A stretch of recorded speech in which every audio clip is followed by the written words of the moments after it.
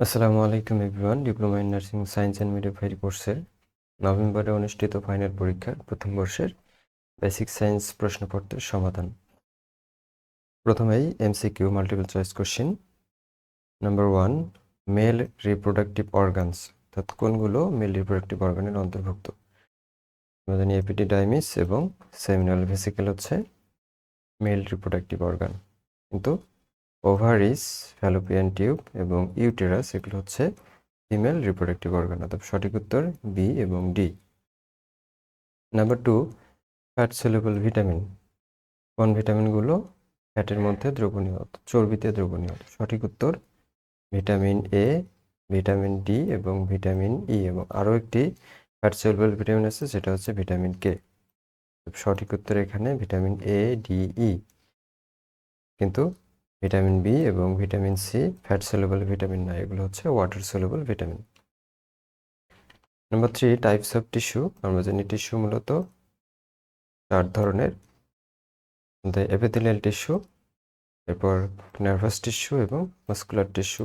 আরও একটি সেটা হচ্ছে কানেকটিভ টিস্যু। কিন্তু এন্ডোক্রাইন টিস্যু বা হেমাটোলজিক টিস্যু নামে কোনো টিস্যু নেই। সঠিক উত্তর A, B, C. Characteristics of life, অর্থাৎ জীবনের বৈশিষ্ট্য কি? একটা জীবনের বৈশিষ্ট্য থাকতে হলে তার রিপ্রোডাকশন থাকতে হবে, তার মুভমেন্ট থাকতে হবে এবং সেটার গ্রোথ থাকতে হবে, বৃদ্ধি থাকতে হবে, তবে সেটাকে লাইফ বলা যাবে। কিন্তু ডিস্ট্রাকশন এবং ফুড প্রোডাকশন এগুলো লাইফের ক্যারেক্টারিস্টিক্স নয়। সঠিক উত্তর এ, সি, ডি।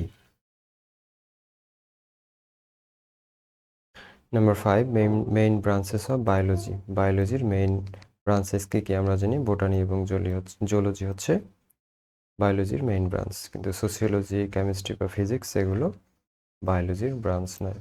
সঠিক উত্তর এ এবং B. Best answer question, the liquid part of blood, ব্লাডের মধ্যে যে তরল পার্ট থাকে সেটাকে কি বলে? আমরা জানি সেটাকে প্লাজমা বলা হয়। বেস্ট লোকেশন অফ ফার্টিলাইজেশন, আমরা জানি ফার্টিলাইজেশনের বেস্ট লোকেশন হচ্ছে ampoule of the Fallopian tube, অর্থাৎ ফ্যালোপিয়ান টিউব হচ্ছে বেস্ট লোকেশন। যদি অপশনে ফ্যালোপিয়ান টিউব না থেকে অ্যাম্পুলা থাকে শুধু, তবে অ্যাম্পুলাই হবে রাইট অ্যান্সার। তবে যদি দুইটাই থাকে সেক্ষেত্রে ফ্যালোপিয়ান টিউব হবে রাইট অ্যান্সার হবে। সঠিক উত্তর এখানে A. Number 3, structural and functional unit of living organism, অর্থাৎ লিভিং অর্গানিজমের স্ট্রাকচারাল অ্যান্ড ফাংশনাল ইউনিটকে আমরা কি বলি? টিস্যু বলি। জিন ইজ মেড আপ, জিন, আমাদের বডিতে যে জিন থাকে সেই জিন কি দিয়ে তৈরি? আমরা জানি জিন হচ্ছে ডিএনএ দিয়ে তৈরি। স্ট্রাকচারাল কম্পোনেন্ট অফ হিমোগ্লোবিন, অর্থাৎ আমাদের রক্তে যে হিমোগ্লোবিন থাকে সেটার স্ট্রাকচারাল উপাদানটা কি? আমরা জানি আয়রন হচ্ছে স্ট্রাকচারাল উপাদান। সঠিক উত্তর A. Group B multiple choice question. State of matter, অর্থাৎ আমাদের যে ম্যাটার আছে সেই ম্যাটারের অবস্থা কি আছে, কি অবস্থায় থাকতে পারে? আমাদের বস্তুগুলো তো আমরা জানি যে কঠিন, তরল এবং বায়বীয় বা গ্যাসীয় অবস্থায় থাকতে পারে, সেটাকেই মূলত ম্যাটার বলা হয়। অর্থাৎ সলিড ম্যাটার, লিকুইড ম্যাটার এবং গ্যাসীয় ম্যাটার। কিন্তু অ্যাসিড বা ওয়াটার এই দুটো ম্যাটারের অবস্থা নয়। তবে সঠিক উত্তর এ, বি, ডি। মাইক্রোনিউট্রিয়েন্টস এবং ম্যাক্রোনিউট্রিয়েন্টস, এখানে বলা হচ্ছে ম্যাক্রোনিউট্রিয়েন্টস কোনগুলো? আমরা জানি ম্যাক্রোনিউট্রিয়েন্টস হচ্ছে কার্বোহাইড্রেট, প্রোটিন এবং ফ্যাট, অপরদিকে ভিটামিন, মিনারেলস এগুলো হচ্ছে মাইক্রোনিউট্রিয়েন্টস, ক্ষুদ্র ক্ষুদ্র নিউট্রিয়েন্টস। ফ্যাট কন্টেনিং ফুড, অর্থাৎ যে খাবারগুলো ফ্যাট কন্টেনিং, চর্বি কন্টেনিং ফুড। সঠিক উত্তর বাটার এবং চিজ হচ্ছে ফ্যাট কন্টেনিং ফুড, অপরদিকে মিল্ক, রাইস এবং মিট এগুলো ফ্যাট কন্টেনিং ফুড নয়। তো সঠিক উত্তর ডি এবং ই। ফ্যাক্টরস অ্যাফেক্টিং গ্যাস সলিউবিলিটি, অর্থাৎ গ্যাসের যে সলিউবিলিটি, দ্রবণীয়তা, সেটা কি ফ্যাক্টরের উপর ডিপেন্ড করে? সঠিক উত্তর মলিকুলার সাইজের উপর ডিপেন্ড করে। এরপর টেম্পারেচার, তাপমাত্রার উপর ডিপেন্ড করে এবং প্রেশারের উপর নির্ভর করে, কিন্তু ইলেকট্রিসিটি বা রেডিয়েশনের উপর নির্ভর করে না। তো সঠিক উত্তর A, D, E. Common source of energy, আমরা যে এনার্জি ব্যবহার করি সেগুলোর কমন সোর্স কি? সঠিক উত্তর কেমিক্যাল সোর্স, এটা হচ্ছে কমন একটা source.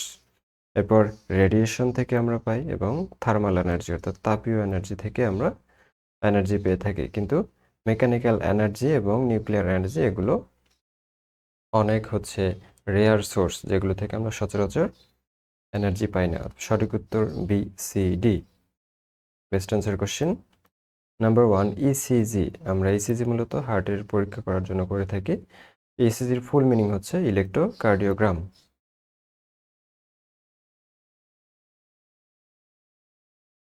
when pH is greater than 7, অর্থাৎ pH এর মান যদি 7 এর বেশি হয় সেক্ষেত্রে কি হবে? সেক্ষেত্রে অ্যালকালাইন বেস হবে, অ্যালকালাইন হবে। যদি pH 7 এর কম হয় সেক্ষেত্রে অ্যাসিডিক হবে, আর যদি সমান থাকে সেক্ষেত্রে নিউট্রাল হবে। অর্থাৎ সঠিক উত্তর হচ্ছে B. The main cell of nervous system. আমরা জানি নার্ভাস সিস্টেমের যে মেইন সেল সেটাকে বা ইউনিট সেটাকে বলা হয় নিউরন। অপরদিকে নিউরন হচ্ছে কিডনি, ব্রেইন হচ্ছে আমাদের মস্তিষ্ক। Life span of RBC. আমরা জানি আরবিসির লাইফ স্প্যান কতদিন? 120 দিন। সঠিক উত্তর সি। ডেফিসিয়েন্সি অফ ইনসুলিন, অর্থাৎ ইনসুলিনের অভাবে কি হয়ে থাকে? আমরা জানি ইনসুলিনের অভাবে মূলত ডায়াবেটিস মেলাইটাস হয়ে থাকে। সঠিক উত্তর সি। আমরা একটু রিটেন পরীক্ষার কোশ্চেন দেখব। রিটেন পরীক্ষার কোশ্চেন গ্রুপেতে কিছু কমন কোশ্চেন দেওয়া আছে, যে define life, characteristics of life, এরপর define and classify protein, right down the function of protein in human body. 3 মার্কের জন্য কোশ্চেন, মোটামুটি 5-7টা ফাংশন লিখলেই হয়ে যায়। What is cell division? Cell division কি? কোষ বিভাজন যেটাকে বলা হয়। Difference between mitosis and meiosis, cell division. Define homeostasis and mention the properties of homeostasis. অনেক ইম্পর্ট্যান্ট একটা কোশ্চেন, কিন্তু এই কোশ্চেনে অনেকের কনফিউশন হয়ে যায়। তো মেইন কনসেপ্ট যদি বলি, ডিফাইন হেমোস্টামোসিস। হেমোস্টামোসিসটা হচ্ছে মূলত এমন একটা অবস্থা যেখানে আমাদের বডিতে ইন্টারনাল যে একটা ব্যালেন্স মেনটেন হয়, সেই ব্যালেন্স মেনটেন করার যে অ্যাবিলিটি সেটাই হচ্ছে মূলত হেমোস্টামোসিস।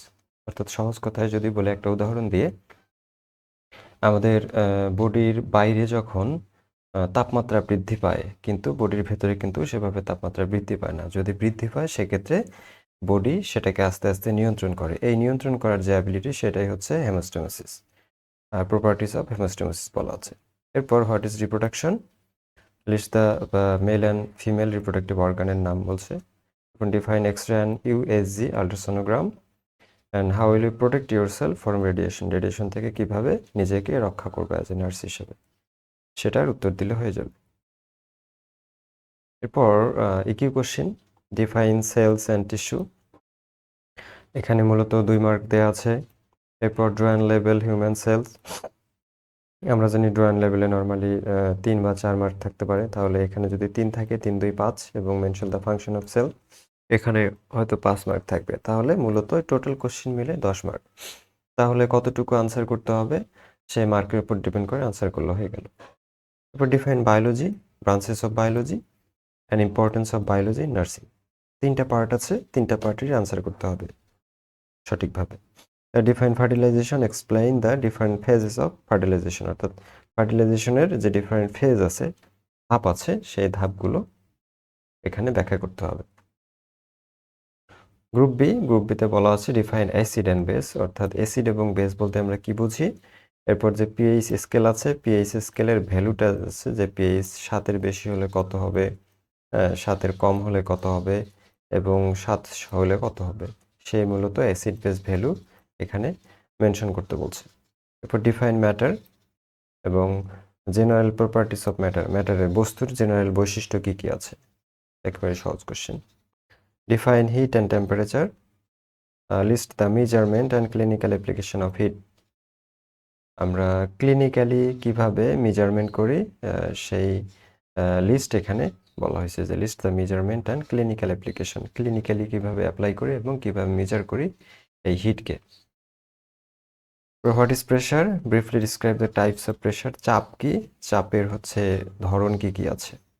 What is chemical reaction? রাসায়নিক বিক্রিয়া কি কি আছে এবং রাসায়নিক বিক্রিয়ার টাইপস কি কি আছে, সাথে এক্সাম্পল। Define solution. সলিউশন কি? দ্রবণ কি? এই দ্রবণের বৈশিষ্ট্য কি কি আছে। সবই হচ্ছে ফিজিক্স কেমিস্ট্রি রিলেটেড কোশ্চেন।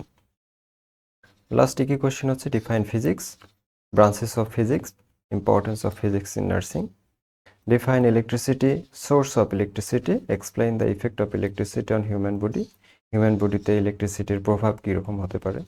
সর্বশেষ what is iodine, give the source and importance of iodine and discuss the prevention of iodine deficiency disorder. আয়োডিনের অভাবে যে রোগগুলো হয় সেগুলো কীভাবে প্রিভেন্ট করা যায়। এখানে কমন দুটো কোশ্চেন হচ্ছে প্রথম গ্রুপের মধ্যে যেটা ইকিউ, সেটা হচ্ছে বায়োলজি থেকে একটা কমন কোশ্চেন থাকে এবং ডিফাইন সেল থেকে একটা থাকে, একেবারে কমন কোশ্চেন ইন্ট্রোডাক্টরি, যেগুলো ছাড়া আসলে কোশ্চেন করা সম্ভব নয়। এবং গ্রুপের ক্ষেত্রে যদি বলি সেক্ষেত্রে ফিজিক্স অথবা কেমিস্ট্রি থেকে একটা কোশ্চেন থাকে, যেটা ডিফাইন ফিজিক্স অথবা chemistry, branches of physics or chemistry আর importance of physics in nursing. তাহলে এই ধরনের কোশ্চেনগুলো সবসময় পরীক্ষায় বেশি এসে থাকে। তো আশা করি ভিডিওটি সবার কাজে লাগবে। ধন্যবাদ সবাইকে।